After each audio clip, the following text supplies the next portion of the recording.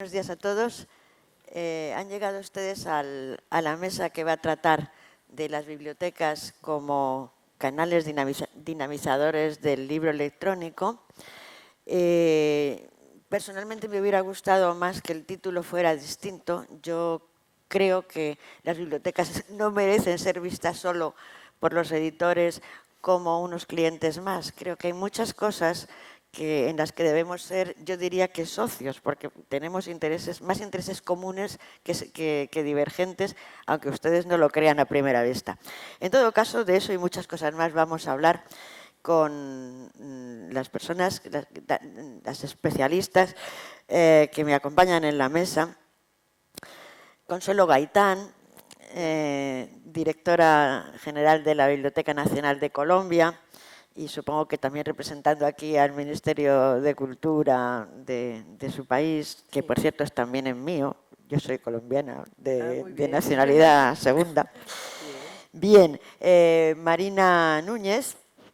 Marina Núñez representa a la Dirección General de Publicaciones de Conaculta, es subdirectora general o directora general adjunta, bueno, esos cargos de los ministerios difíciles de retener. Y en todo caso es nuestra colega y especialista que viene de México.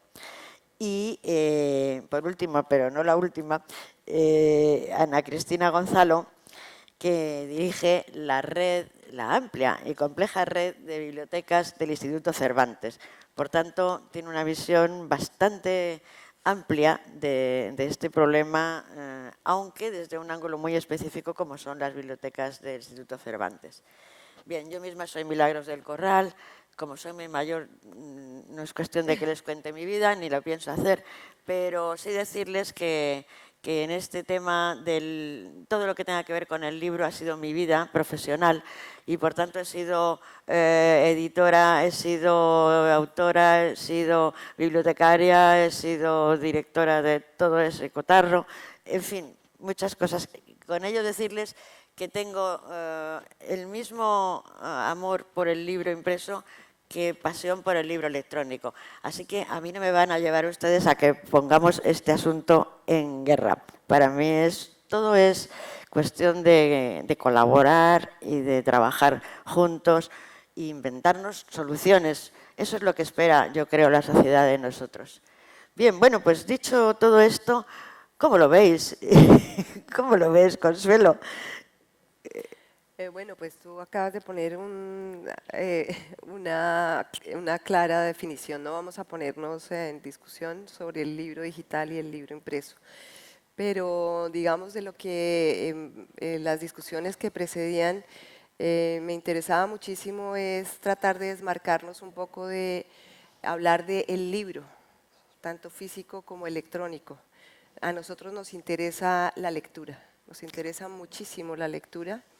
La Biblioteca Nacional de Colombia tiene dos papeles fundamentales. Uno, su papel patrimonial de recopilar, organizar, defender y preservar todas las manifestaciones bibliográficas y documentales que se han producido y se siguen produciendo en el país, y dar acceso a ellas. Pero por otra parte es la cabeza de la red de 1.419 bibliotecas públicas que tiene Colombia.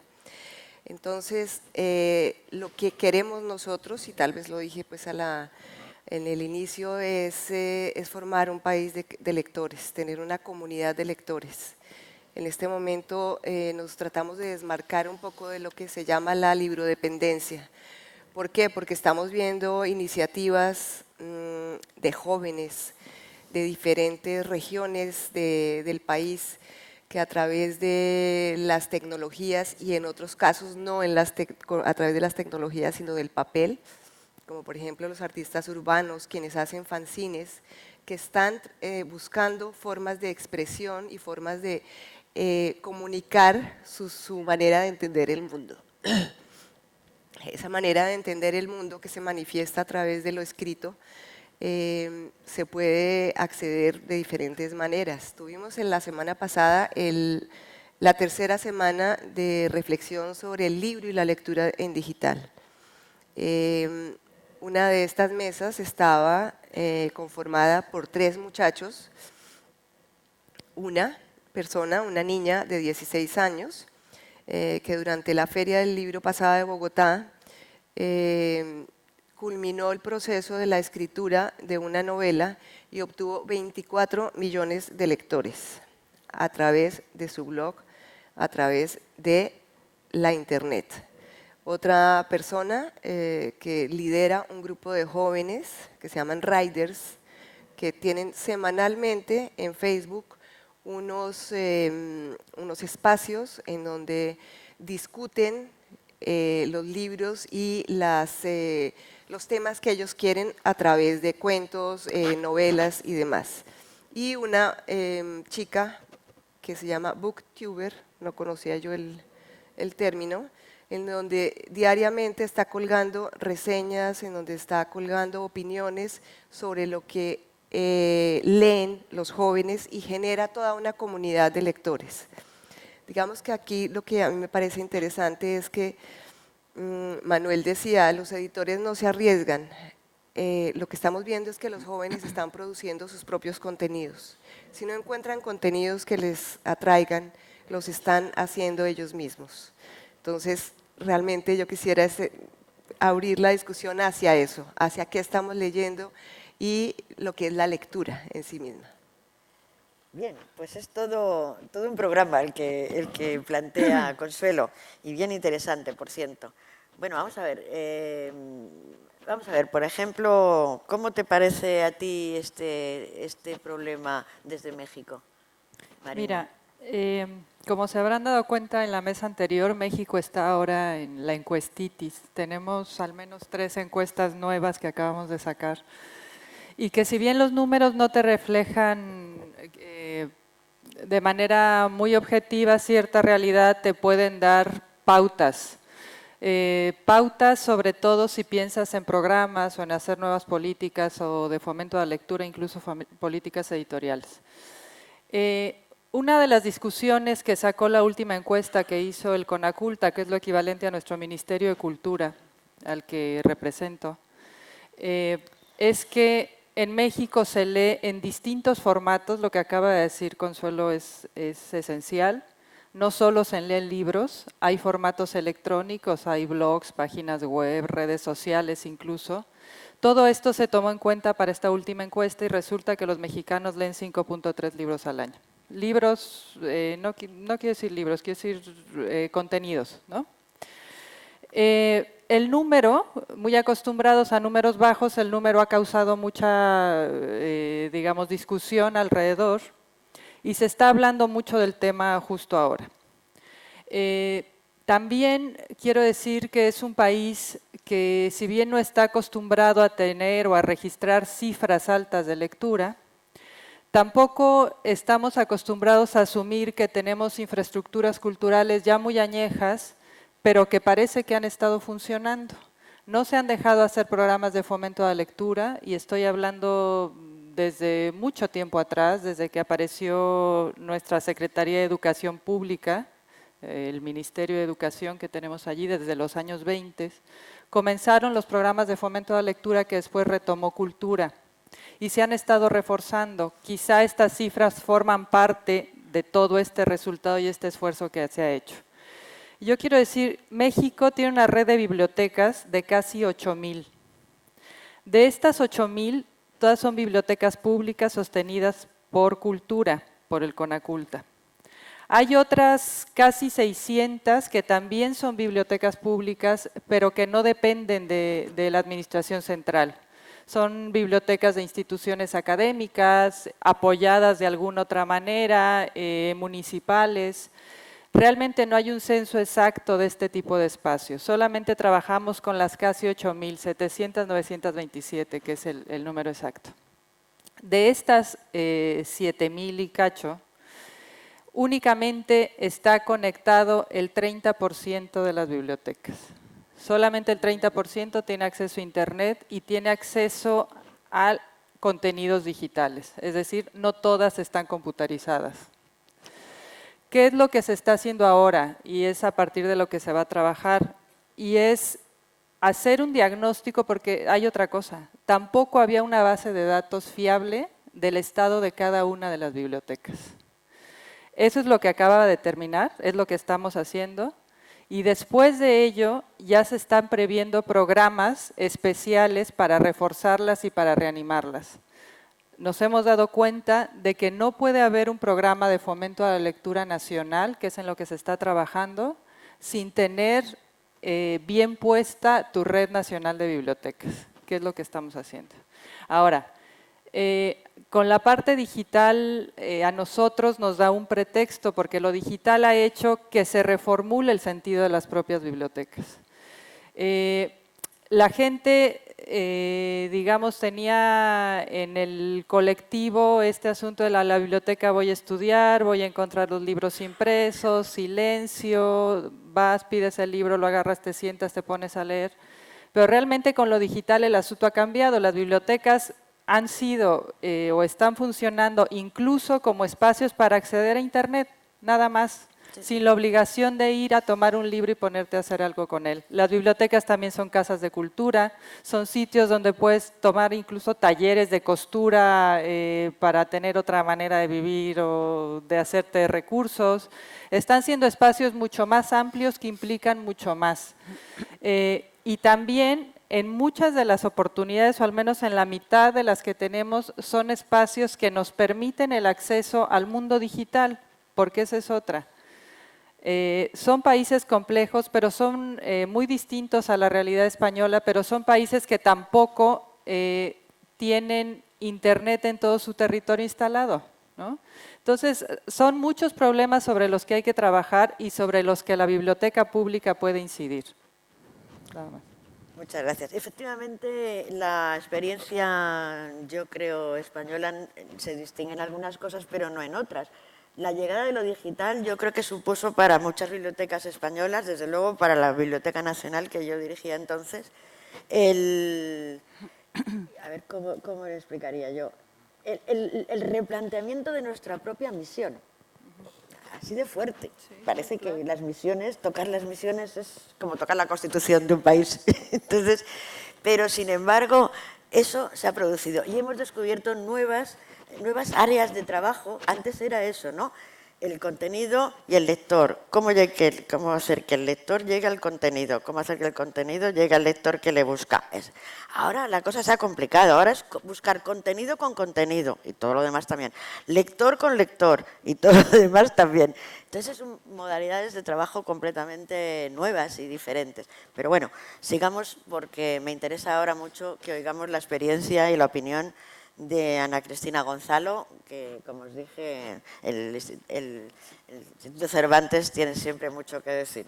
Sí, bueno, a mí me gustaría un poco retomar lo que han comentado en el papel anterior sobre una oportunidad que ofrecen las bibliotecas, y es que creo que es importante destacar que aunque en las bibliotecas se hacen muchas cosas y suceden muchas cosas, a día de hoy son una herramienta formidable para dar a conocer y promocionar libros, autores y editores en formato electrónico.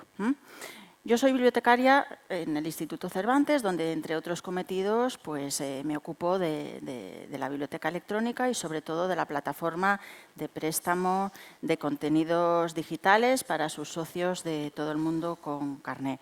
Tenemos una colección de más de 10.000 libros electrónicos, audiolibros, damos acceso a distintas bases de datos y recursos electrónicos.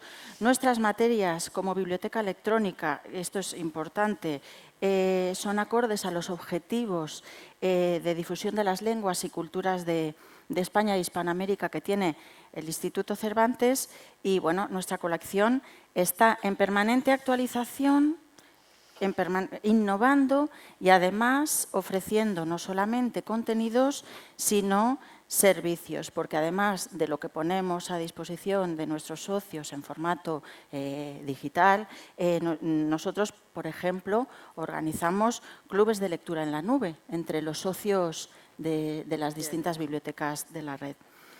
Con todo esto, llevamos 2 años y un poco más en funcionamiento con esta nueva perspectiva y en este tiempo pues nos hemos convertido en una importante plataforma para la promoción del libro electrónico en español y para la dinamización del libro electrónico dentro y fuera de nuestras fronteras, por distintos factores. Para empezar, nosotros pertenecemos a una red internacional, con lo cual esto implica que también internacionalizamos los libros entre sus lectores potenciales, es decir, los mostramos al mundo y tenemos pues, un modelo de circulación donde nuestros contenidos digitales llegan a muchos países y también llegan allí donde está el lector.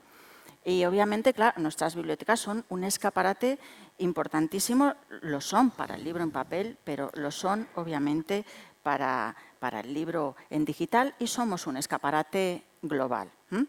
Y también somos una red de confianza, que esto es algo importante por la marca Instituto Cervantes, pero no solamente por eso. En cuanto a la red de bibliotecas y sus contenidos, somos un referente porque los libros que nosotros incorporamos a nuestras colecciones pues, están de acuerdo a una política de colección coherente que cumple con las expectativas de nuestros usuarios.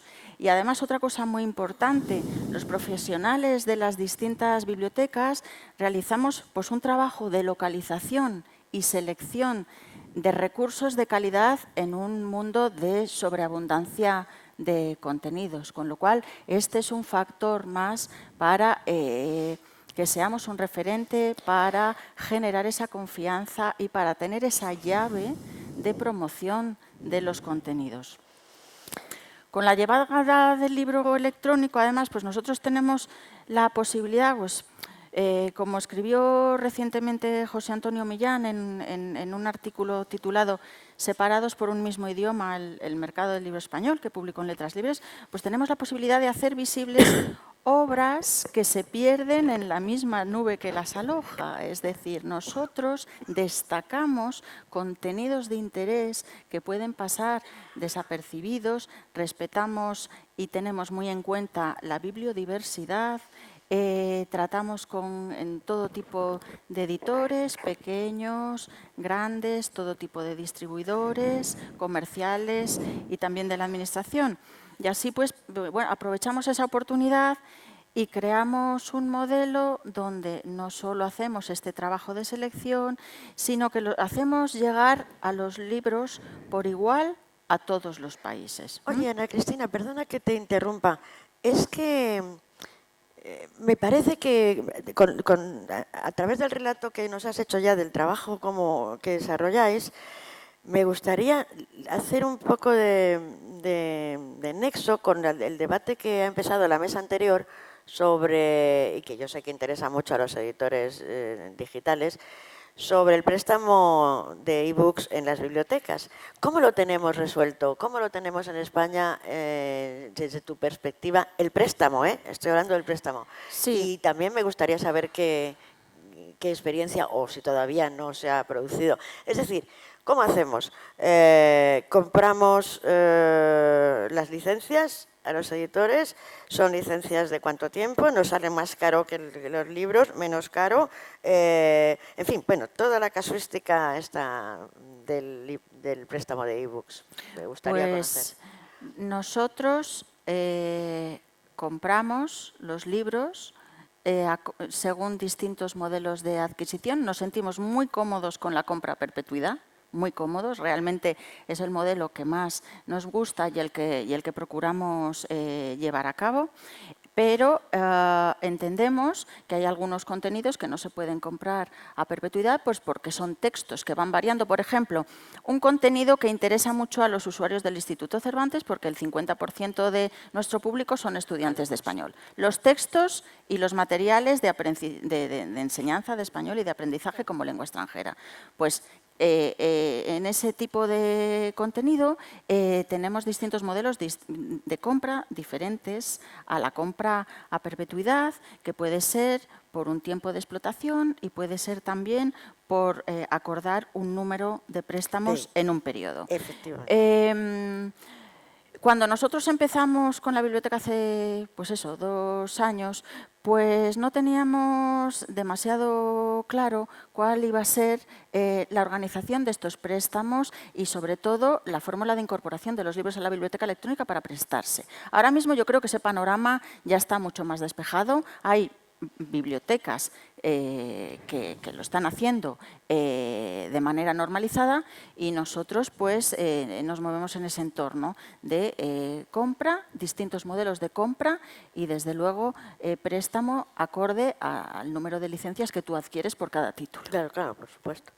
Bueno, eso por supuesto, porque no, nosotros, como muy bien has dicho, yo creo que las bibliotecas se caracterizan por ser fiables y confiables como socios. O sea, los editores tienen que vernos justamente así. Y por eso mi obsesión, que viene de lejos, quizás por haber vivido entre esos dos mundos, en que son dos sectores, llamémoslos sectores, aunque yo creo que las bibliotecas no son propiamente un sector, pero en fin, por aliarnos, por trabajar juntos y no por ponernos trabas unos a otros. Hay un tema en el que las bibliotecas hemos perdido la batalla relacionado con este asunto del ebook por falta de capacidad de hacer lobby, mientras que los editores sí la han tenido. Y fíjate tú cuál es. Quizás desde la biblioteca pública se ve menos, pero desde las bibliotecas nacionales sí se ve muy bien. Es el problema de las obras huérfanas y las descatalogadas, sobre los que habréis seguramente oído hablar mucho en los últimos, digamos, 2-3 años que llevamos peleando esto, porque las obras huérfanas, por si a alguien no les resulta raro, es el nombre que le hemos puesto a aquellos libros que cuando uno quiere comprarlos o conseguirlos o para leerlos, pues no tiene dónde, porque el editor ha desaparecido, el autor murió, el editor ha desaparecido, no se sabe quién tiene los derechos, se fusionó con otro, bueno, estas cosas completamente incomprensibles. Pero la biblioteca tiene el libro, lo tiene. Entonces, la pelea nuestra era porque nos actualizasen que esos libros, esas obras huérfanas, que las tienen las bibliotecas, pero están como completamente... es decir, para el público no existen. Hay obras importantísimas en esas condiciones. Ah, no, pero no, hay que hacer muchísimos trámites.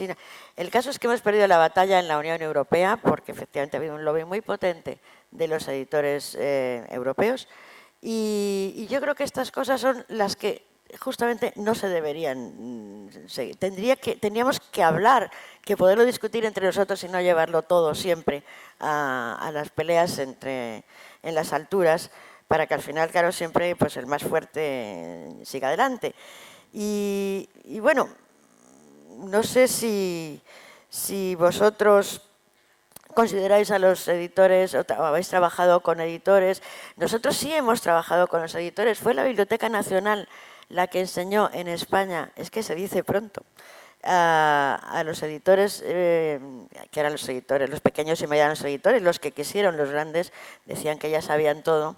Pero lo cierto es que no sabían de los formatos, no sabían de metadatos, no sabían de nada, no sabían nada, entonces ni de qué equipamientos hacía falta para qué tipo de libros.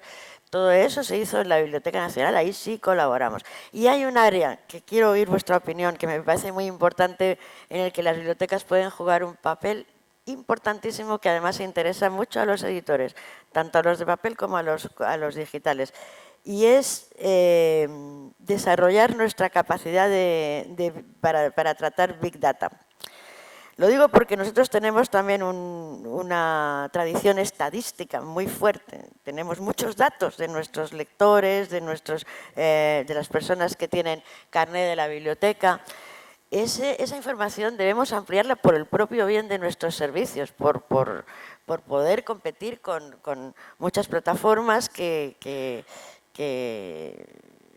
con las que nosotros podríamos no competir en el sentido de hacer guerra, sino colaborar y mejorar la calidad de los servicios para nuestros usuarios. En fin, no sé, ¿vosotros cómo veis esto de los Big Data en las bibliotecas? Porque ya hemos pasado por el marketing de las bibliotecas, o sea que ya vamos haciéndonos de todo, los bibliotecarios. ¿Qué opináis? ¿Habéis pensado en ello? ¿No se ha tratado? ¿Nunca se ha...? Pues mira, en el caso mexicano, no podemos entrar directamente a los Big Data porque no teníamos datos ni siquiera de los catálogos bibliotecarios. Entonces, voy a empezar con algo que habías comentado antes. El asunto de incluir contenidos digitales a las bibliotecas, no sé cómo haya sido en otros casos, en el caso mexicano pasó primero por la digitalización de todos los catálogos, y digitalización estoy hablando en convertir a PDF, tomarle foto a algunos libros, que fueran del dominio público. Primero se hizo en general, después nos dimos cuenta de que podíamos violar derechos de autor y otras cosas más, y entonces se empezó a hacer una selección. Y ahora lo que se está poniendo a libre disposición, incluso para descarga en una plataforma propia que acabamos de hacer, que tiene 1 año y medio más o menos, fue todos los libros libres de derechos o del dominio público. Varias de esas ediciones, como también somos editores, las editamos nosotros mismos, son ediciones curadas para poder ofrecer, pues no un libro del siglo XIX, sino, perdón, de principios del XX, sino libros filológicamente bien sustentados, nuevas ediciones de obras clásicas, obras que no tenían problemas de derechos. Esa es una primera parte que se hizo. La gran parte pendiente, y que creo que tenemos pendiente en otros sitios también, es las plataformas de distribución dentro de las propias bibliotecas de estos libros digitales o de contenidos digitales. Nosotros no tenemos una, apenas vamos a empezar a ensayar una y ahí estoy un poco en desacuerdo con lo que dijo Manuel Gil en la mesa anterior, los españoles han entrado de saco al mercado mexicano y han entrado con agregadores mexicanos, que traen sus propias normas, que también entre ellos y los editores acuerdan los precios, el tipo de licencia, la temporalidad, y que ellos van, te lo venden y te lo ponen ahí como si quieres esto, pues estas son las reglas. El problema que tenemos de este lado es que tampoco se han desarrollado las políticas. Entonces, justo es de lo que se habló en la mesa pasada. Tenemos tarea por los dos lados. Estamos esperando cierta solidaridad del sector editorial, que va a ser muy complejo llegar a ella, pues porque es un negocio también que quieren sostener y están ante un nuevo modelo en el que tampoco confían y que no le ven los dientes, o sea, no saben dónde está el beneficio, no lo ven, le van con mucha desconfianza. Si encima yo como biblioteca llego y les digo, tienes que tener mejor voluntad, porque mira, hay que hacer un país de lectores que finalmente son los que te van a comprar después, pues no es un argumento que para ellos ahora en principio sea válido. En efecto, creo que hay que hacer un pacto, creo que hay que negociar, pero también hay que tener claro de este lado, desde el lado de los promotores de lectura, que son los que somos nosotros, qué es lo que estamos dispuestos a comprar y qué es lo que necesitamos. Ayer hablábamos, o en algún otro foro, de que se están también manejando otros modelos para adquisición de contenidos digitales, por ejemplo, coediciones. O sea, tú como biblioteca llegar con el editor y decir, este libro lo vamos a editar juntos, como lo editamos juntos, a mí me pertenece también la explotación de este libro.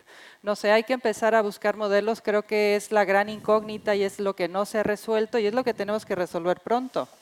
Nosotros y los propios editores, porque quizá la mayor parte de los lectores de contenidos digitales, al menos en muchos países de Latinoamérica, los vamos a tener en espacios bibliotecarios o en espacios que no se llaman bibliotecas, que también hay varios, pero que tienen acceso gratuito a la lectura, ¿no? Claro. Oye, Consuelo, ¿y tú desde Colombia cómo ves todo esto? ¿Cuál parte? La que te guste más, la que te interese más. Desde los Big Data hasta la colaboración con editores, hasta el tema de la, en fin, todo lo que hemos oído, del préstamo de e-books en las bibliotecas, estos temas tan bonitos.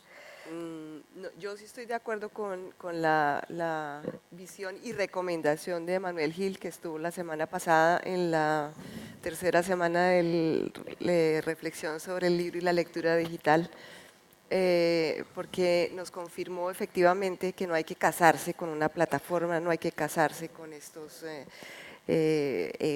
empresas que están pensando sencillamente en cómo proteger unos nichos editoriales y no están pensando en el lector final. ¿Y qué decía él? es muy interesante que, bueno, las plataformas se venden maravillosamente y en el momento en que ya está montado, resulta que tienen una limitación, ya no dialogan con la siguiente, y el mundo de la tecnología es así. Entonces, a nosotros nos confirma una idea maravillosa, y es que no hemos dado el paso porque no sabíamos cómo darlo, y qué dicha que no lo dimos todavía. Entonces, estamos desarrollando unas investigaciones para a ver si tenemos un software propio, unas plataformas propias que puedan incorporar la mayor cantidad de material bibliográfico, porque esa es la función de las bibliotecas, dar la mayor cantidad de acceso posible.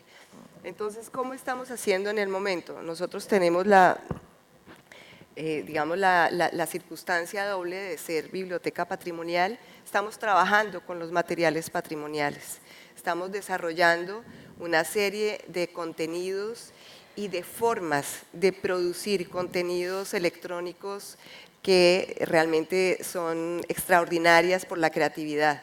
Precisamente Manuel estuvo presente en una de las presentaciones que se hizo de un pequeño pueblo del sur de Colombia, donde un bibliotecario producía sus propios libros digitales con los muchachos, con los lectores, los visitantes de las bibliotecas. Y entonces, ¿qué se está generando? Se está generando una apropiación de para qué sirve la tecnología, y se están generando lectores e incluso autores, porque de alguna manera también… Lo que comentabas antes de la joven, claro, si es que eso se está produciendo en todas partes, además, esa es la tendencia, eso es cierto. En fin, bueno, veo con horror cómo avanza nuestro tiempo, y no quisiera yo… Pero, en fin, de todas formas, esto es una pregunta rápida, yo creo que no admite una respuesta muy rápida. ¿Tenéis resuelto en Colombia y en México, y bueno, lo vuestro es un poco aparte porque como sois internacionales, pero sois nacionales… Somos nacionales. Claro, la respuesta ya la conocemos. ¿Cómo habéis resuelto el depósito legal de los ebooks? O sea, de los ebooks de los editores. ¿El asunto del depósito legal lo tenéis ya regulado? ¿Todavía no? ¿Costó que lo aceptaran? ¿Cómo se ha resuelto? Pues mira, es que es justo parte del problema, todo está unido. El depósito legal se previó una reforma para incluir libro electrónico desde hace 2 años, 2014, y desde febrero de 2014 está en las cámaras discutiéndose y no se ha llegado a ningún acuerdo. ¿Por qué? Porque el gremio editorial saltó y dijo que era muy riesgoso poner a disposición también el material digital o electrónico en las bibliotecas. A diferencia de muchos lados, en México el depósito legal no se hace a una biblioteca nacional, porque ahí tenemos 3 bibliotecas nacionales. Y entonces todos los libros que se publican, los materiales impresos y también los digitales, tendrían que irse como mínimo a esos 3 espacios, más los otros 2 que representan las bibliotecas del Congreso, la de senadores y la de diputados. Ya eso al sector editorial se le hizo demasiado y se le hizo muy riesgoso. Realmente la reforma que se hizo a la ley únicamente te dice también lo electrónico lo tienes que poner a depósito. No te dice cómo, no te dice a través de qué plataforma, si lo tienes que guardar en un CD, en un pendrive, cómo lo entregas, no dice nada, está muy ambiguo. Todavía no está siendo aplicada. No está siendo aplicada ya. Y está todavía en el sueño de los justos viendo qué hacemos y que los editores pues no se mueran del miedo porque se pone a disposición. La solución que se ha dado es, si lo vamos a entregar ese material, lo vas a poder consultar únicamente ahí. Ya. Oye, y en ese conato de ley no, porque ley es, lo que pasa que por lo que veo no está terminada de poner en práctica. Reforma, sí. La reforma. ¿Se había llegado a hablar del depósito legal para los libros de autores independientes, de autoeditados? No. Vale. No, ni siquiera. Yo creo que con eso, de momento, si está todavía lo otro así, pues vamos a ver. ¿Y en Colombia el asunto del depósito legal cómo está resuelto o no está todavía? Está en proceso. Está en proceso. Digamos que falta una última etapa pues ya de normalización legal, pero ya se está invitando a los editores a que hagan el depósito legal digital voluntario. En este momento ya tenemos alrededor de 700 libros en donde ya se ha cumplido a través de un formulario. Naturalmente tiene la restricción de que solo pueden ser consultados en sala. En sala, claro. No hay, digamos, ninguna legislación hacia más adelante. Y también estamos tratando de hacer, es decir, cambiar eso, el depósito legal que es, vaya usted y entregue el libro a la biblioteca, no. Tenemos un comité de selección en donde hacemos una búsqueda de cuáles son las producciones, no solamente de libros, sino también de páginas web, que son muy importantes para nosotros también conservar esos elementos como biblioteca patrimonial y estamos tratando de recuperar todas las páginas web posibles para que queden preservadas y ya después miraremos a ver cómo. Sí, España también anduvo en eso. Aquí sí hay ya una legislación sobre el depósito legal de los digitales. Costó, pero en fin, la verdad es que desde que se implantó no ha habido el más mínimo problema. Incluso ahora la Biblioteca Nacional está aceptando también la inscripción en el depósito legal de las obras digitales de autores autopublicados, lo cual supone, es muy interesante, pero supone una sobrecarga inmensa de trabajo por la magnitud de obras que aparecen. Algo habrá que seguramente que matizar ahí porque es muy complicado.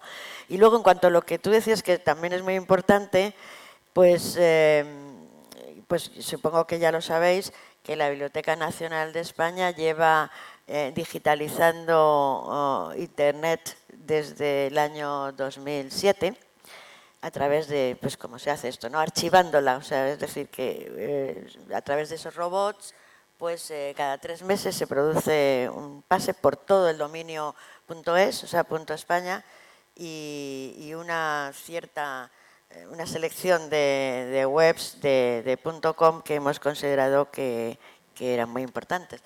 Y de esa manera eso ya nos permite a la Biblioteca Nacional hacer luego, como si dijéramos, Storify, pero con lo que Internet dijo sobre momentos particularmente interesantes, por las razones que sean.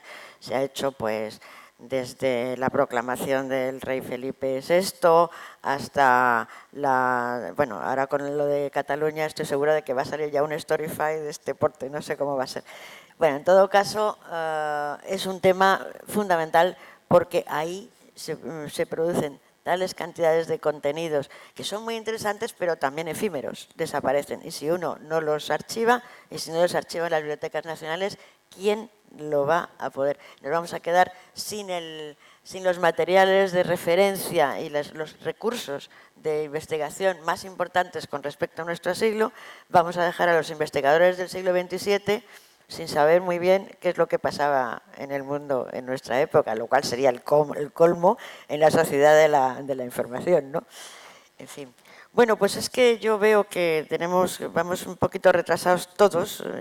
No era culpa nuestra, ¿eh? Ya nos entramos tarde. Pero bien, entonces, sobre todo esto, sí me gustaría por lo menos poder dar la palabra a nuestros oyentes y pacientes de nuestra charla. ¿Alguien quiere hablar? ¿Alguien tiene alguna pregunta que hacer?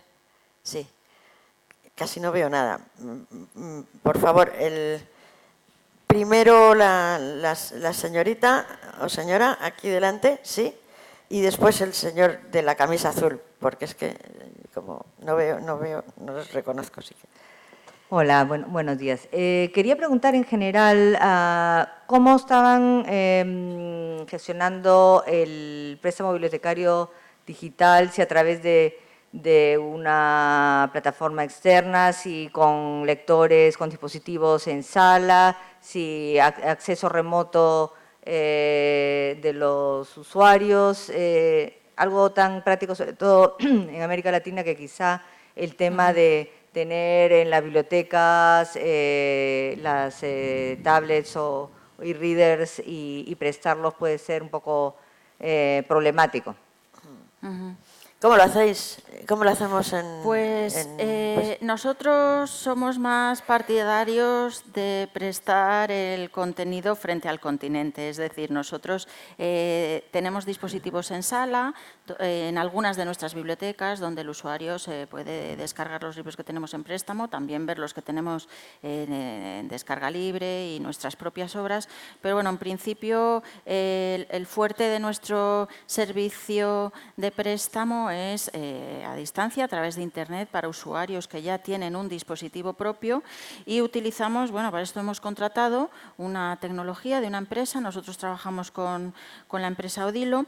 Y es importante que por una parte tenemos esta tecnología de esta empresa y por otra parte nosotros incorporamos los contenidos a esta herramienta tecnológica. Es decir, no está asociado en nuestro caso la tecnología con los contenidos. Vamos alimentando nuestro soporte tecnológico con aquellos libros que vamos seleccionando con este trabajo de búsqueda y localización. También incorporamos contenidos de editores institucionales, están las universidades españolas, está el CSIC, es decir que, bueno, y prestamos a través de Internet. Y es un sistema compatible, además, con prácticamente la totalidad de los dispositivos. Ahora mismo está creciendo mucho la lectura en teléfono móvil, por ejemplo. Hace unos años pues, la gente se nos descargaba los libros en e-readers y en tabletas. Ahora mismo hay mucho público, y los audiolibros, por ejemplo, hay mucho público que prefiere llevarlo en su teléfono y escucharlo también desde su teléfono. Damos esas opciones. Muchas gracias. ¿Alguna información adicional que aportar a la persona que ha preguntado? Pues yo creo que el modelo es el mismo, básicamente. Se ha apostado más por los contenidos que por entregar tabletas o instalar tabletas en cada una de las bibliotecas. No se tiene para tanto. También estamos a través de un tercero, aunque la tendencia que estamos viendo las experiencias que hay en el exterior, es que lo mejor es tener un desarrollo propio y una plataforma propia de administración de contenidos digitales. ¿Y Consuelo, piensas lo mismo? Que veo que afirmas.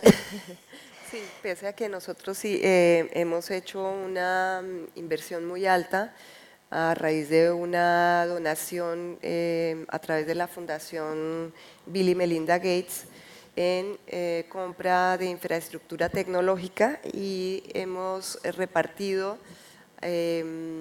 alrededor de un promedio de 12-15 tablets por bibliotecas a las 1.419 bibliotecas. Entonces sí estamos inicialmente produciendo unos contenidos locales que son montados en las tabletas para que sean consultados dentro de las bibliotecas.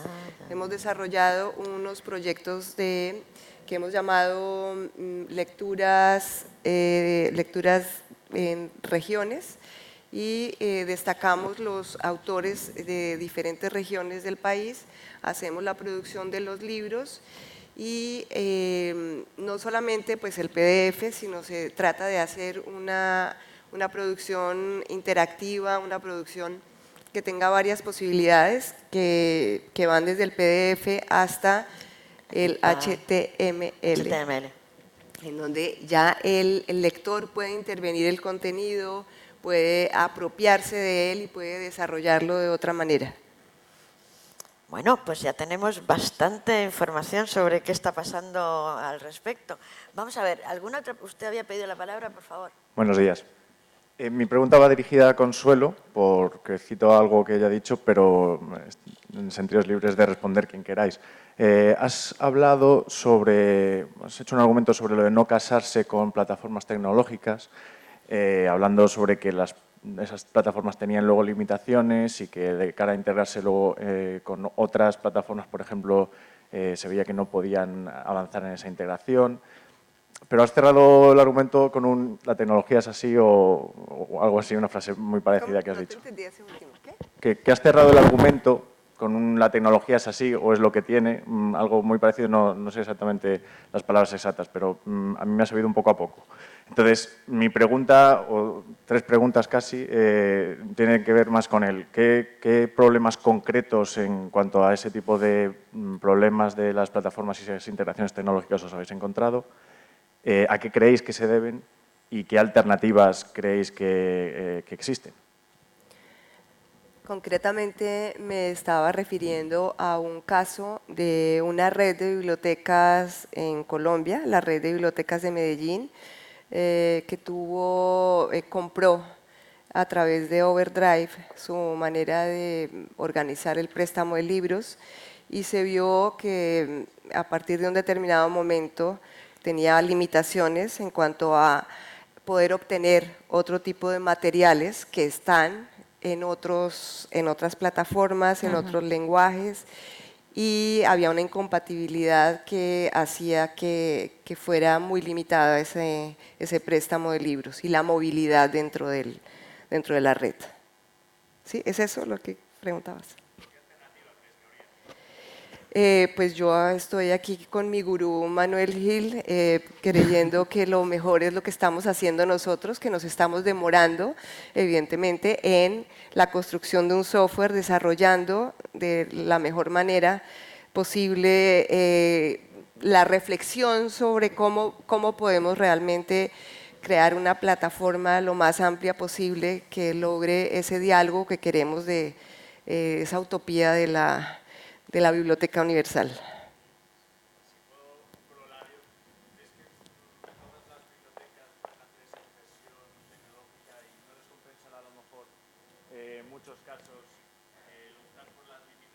No te entiendo, no Sí, te entiendo. el micrófono, porque si no... Me lo he robado antes, lo siento.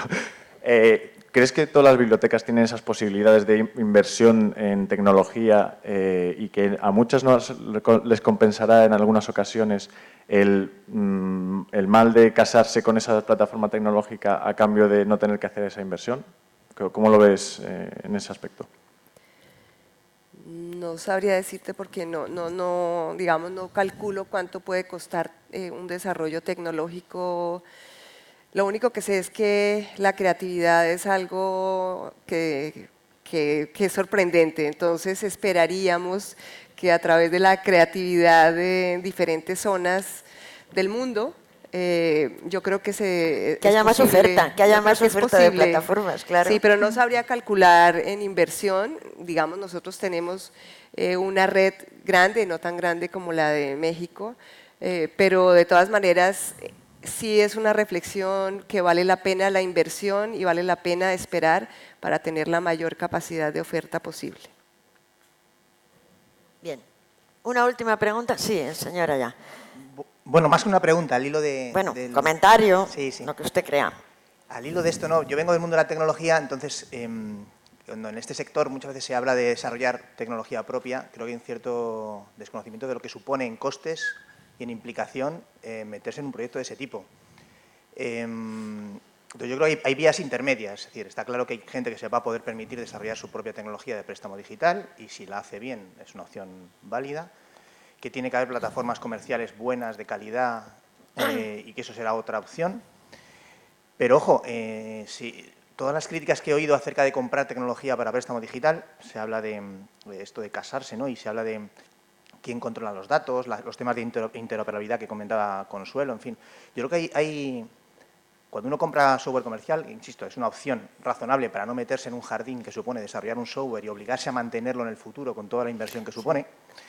Hay maneras de comprar inteligentes, hay maneras de casarse con una plataforma poniendo unos acuerdos prematrimoniales interesantes. Por ejemplo, tienes que integrarte con todo lo que a mí me da la gana, tienes que ser capaz de incorporar cualquier tipo de contenido.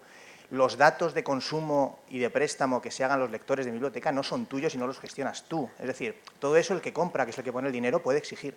Entonces, oímos propuestas matrimoniales. Bien, pues a eso voy, que creo que la opción de compra puede ser una opción inteligente, bien gestionada, y que la opción de desarrollar tu propia plataforma, en fin, no digo que no pueda ser buena, pero que uno tiene que saber en dónde se mete cuando se mete por ahí. Vale. Yo creo que los bibliotecarios en general teníamos ya una cierta experiencia en esto de cuándo hacer nuestro propio programa y cuándo comprarlo, desde los tiempos en que se automatizaron los catálogos bibliográficos, Sí. ¿no? En aquellos entonces hubo bibliotecas que compraron determinado producto, otras que hubo bastante información. ¿Qué ha comprado la biblioteca tal? Porque hagamos lo mismo que ellos. O sea, tampoco hubo una comunicación muy organizada, pero sí funcionó y al final es cierto que los proyectos que fueron, digamos, hechos a medida tuvieron una corta vida. O sea, funcionan muy bien porque está ahí justo ideal lo que tú necesitas en ese momento. Pero a la hora de la verdad y a la hora del tiempo, lo que alguien de la sala decía, el mantenimiento del sistema, el tal, o sea, empiezan a surgir problemas para los que ya no está uno equipado. Y al final, pues sí, ha sido una inversión también costosa la que se ha hecho. En fin, eso son decisiones estratégicas que los sistemas bibliotecarios tienen que estudiar. Y no será lo mismo, a lo mejor, lo que necesite, pues eso, la Biblioteca Nacional, que lo que necesite una red de bibliotecas públicas en otro lugar. Yo creo que las necesidades de los usuarios son distintas, los comportamientos también lo son, y por tanto... Pero sí, en general, me ha gustado mucho su metáfora de los pactos prematrimoniales. Yo creo que eso puede ser un buen sistema. Yo ahí quisiera agregar algo. Casarse en la administración pública es muy complejo. Y lo digo porque a pesar de los pactos matrimoniales, no es tan fácil justificar que estás casado con una sola persona por más candados que tengas durante tanto tiempo. Tienes que tener la opción de separarte y optar por otras posibilidades, que es lo que se ve mejor prácticamente cada año. Los presupuestos, al menos en nuestro caso, pues no pueden saltar los años. Tú contratas de enero a diciembre y para volver a contratar, incluso con el mismo, tienes que volver a hacer todo un movimiento claro. los siguientes años. Lo de la multianualidad, por ejemplo, en el caso de México está muy restringido, para este caso no existe.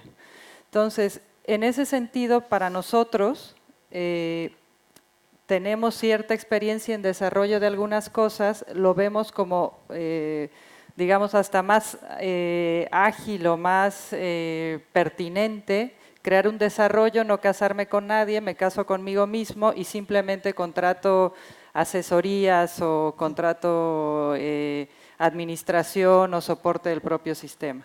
Es muy, muy complicado. Es complicado. Ahora, para empezar, lo más rápido, en efecto, ha sido casarse con alguien. Ahora la cuestión es qué vas a hacer el siguiente año y de qué manera vas a refrendar tus votos matrimoniales. Eso es lo complicado administrativamente. Tienes razón. La parte burocrática siempre hay que tenerla en cuenta, además de los análisis estratégicos y tecnológicos y todo lo demás. Bueno, pues me están diciendo que todavía podemos conseguir una intervención más. Sí, por favor, tiene usted la palabra. Ah, ya había otro. Vamos a ver, primero el señor. Yo, a propósito del debate que está surgiendo sobre si plataforma propia o compro, hago una marca comercial que ya es de las que hay en el mercado, yo me planteo una cosa, es decir, el problema no está en comprar una tecnología, que la tecnología es un commodity y teóricamente sus costes van a la baja con el paso del tiempo. Lo que una plataforma hace hoy y no hace otra, 3 meses después se lo han copiado y lo hace exactamente igual. El problema no es ese. El problema es cuando asocias tecnología con contenidos. Sí. Ahí empieza el problema. Ahí empieza el problema. Y es porque, en ese sentido, lo que ocurre es cuando tú dices, no, es que si usted se pone a desarrollar, le va a costar mucho más caro. Bien, hay un problema, hasta hoy hay un problema. En los próximos meses vamos a ver compañías vendiendo código fuente, no libre, código fuente. Y eso va a posibilitar que casi con independencia del tamaño que las bibliotecas tengan, evidentemente no es lo mismo la Red Nacional de Colombia que una biblioteca mucho más pequeñita, es decir, no es igual, pero la idea fundamental ahí es, van a poder, con independencia del tamaño, poder poner sus redes propias, cualquier red de bibliotecas. ¿Qué le va a permitir? Dos cosas. Uno, negociación directa con los agregadores de contenido de tú a tú. Dos, les va a permitir negociar precios mucho más competitivos. Tres, le va a permitir tener un Big Data propio que no pase por una compañía privada que al final no sabes lo que va a acabar haciendo con datos de a qué hora lee la gente, cómo lee, en qué dispositivos, qué subraya, qué comparte, qué no sé qué, Eso es oro líquido. Y eso hay que, en el caso de las redes de bibliotecas públicas, hay que protegerlo. Cuando se dice va a costar más, los estudios que se han hecho aquí en España no dicen eso. Dicen, a lo mejor usted inicialmente tiene un coste superior inicial. El mantenimiento a largo plazo para usted será más barato, porque estas compañías que te ligan tecnología a contenidos, luego estás prisionero de ellos con otra cosa, un contrato de servicios que es lo que llaman el contrato SAS, Software as a Service, que te van a cobrar por el DRM, por la capacidad, por el préstamo, por lo que subes, por el alojamiento. Es decir, tienes una panoplia de costes que al final dice, bueno, ¿cuánto me cuesta a mí todo esto? Entonces, ese es el problema, pero nada más. Bien, una versión. Yo quería añadir algo aquí. Algo fundamental, además, a la hora de pensar en tu biblioteca electrónica es que tú seas dueño de tu colección, es decir, que pongas tus criterios encima de la mesa y que la compongas con aquellos contenidos que a ti te interesen, tanto de autores españoles como internacionales de distintos países, como autores de la administración, como autoeditados. Entonces, sí que es algo muy importante que si te vas a casar, entre tus condiciones, pues digas que los contenidos los pones tú. Por supuesto. Creo que en eso estamos todos de acuerdo. Se lo faltaba. Bien, había una última palabra pedida por aquí. Sí, señor. a ver, es que yo cuando oigo hablar de matrimonio me horrorizo. Entonces, quizás sería, en vez de eso, mejor volver a los manuales. Bueno, yo vengo del mundo académico y recordar las RFPs, la Request for Proposal, o sea, el contrato. ¿Qué hacemos? ¿Qué es nuestro? ¿Qué no es nuestro? Todo esto. Y por otro lado, en el mundo de las bibliotecas, un proceso que he venido más o menos siguiendo, porque es que me ha tocado, es el tema del software libre. O sea, en las bibliotecas públicas españolas cada vez aparece por más sitios aplicaciones como Cobly, que es a su vez un Koha traído de Nueva Zelanda, pero que está en la Dirección General de Bibliotecas de la Administración General del Estado, está metiendo ahí recursos, gente programando, gente adecuando, etcétera. Entonces, claro, el otro tema es el tema de los contenidos, pero ahí, con el tema de los contenidos también en las universidades, lo que se ha hecho en Rediris y en otros sitios ha sido negociar el conjunto de las universidades españolas frente a proveedores de contenidos. Eso también es una posible vía, ¿no? Es que con los proveedores de bases de datos o haces eso o sucumbes ya directamente, cierras el kiosco. Por los precios, ¿no?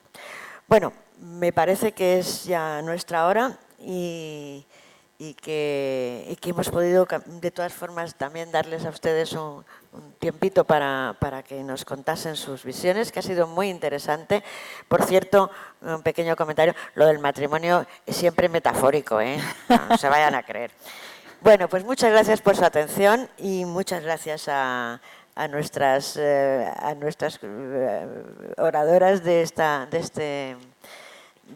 mesa, que creo que han puesto muy en claro lo que tenemos, los problemas que tenemos en común y de actualidad y los que cada uno tiene por su lado y cómo los va tratando de resolver, desde luego, de la mejor manera posible, porque luego cuando uno llega a países en los que cree que como a veces los españoles tenemos esa especie de engreídos, ¿no?